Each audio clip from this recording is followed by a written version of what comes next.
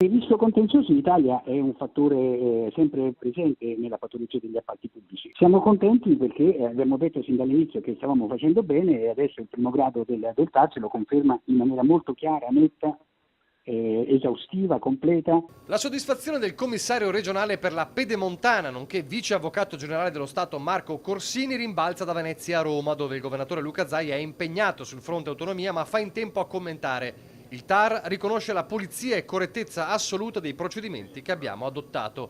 Sul piatto c'è una sentenza di peso, quella con la quale il Tribunale amministrativo ha dichiarato inammissibili 2 ricorsi contro la Regione sulla Pedemontana, proposti da Salini in Pregilo, con l'intervento ad adiuvandum di Codacons e di alcuni privati. La sentenza dice quello che noi abbiamo sostenuto sin dall'inizio, e cioè che l'intervento della Regione per rimettere in pista la finanza di progetto per la Pedemontana Veneta era corretto, giusto e virtuoso, che non c'erano le condizioni per dover sciogliere la concessione, che il rischio del traffico non è stato affatto spostato sul concedente pubblico ma era in capo alla Regione sin dall'inizio. Nel mirino dei ricorrenti c'era soprattutto la legittimità del cosiddetto terzo atto convenzionale, grazie al quale sono ripresi i lavori della Pedemontana. Viene anche affermato che la modifica alla convenzione attuata dalla Regione per rimettere in pista la strada, la realizzazione dell'infrastruttura, è legittima, ammissibile,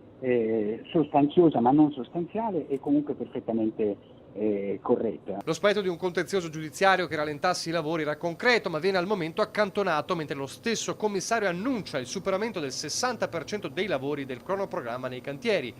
Il cruccio però resta sul paradosso dei famigerati software dei pedaggi che stanno bloccando da mesi l'apertura del primo tratto, quello vicentino. Un accordo tra privati, il concessionario e il sistema informativo ISCAT che ancora manca, laddove non arrivano i ricorsi e la burocrazia a frenare per ora l'opera. È una questione tra privati che stanno trattando. Per quanto ci riguarda il tratto di strada è pronto, agibile e attende solo di essere percorso per dimostrare a tutti quanti che i lavori stanno procedendo bene. Ci piacerebbe aprirlo al traffico per dimostrarlo coram populo contro tutti gli scetticismi, però non dipende da noi. La parte che dovevamo fare noi, cioè di far fare i lavori per bene secondo i tempi, la parte che dipendeva da noi è fatta.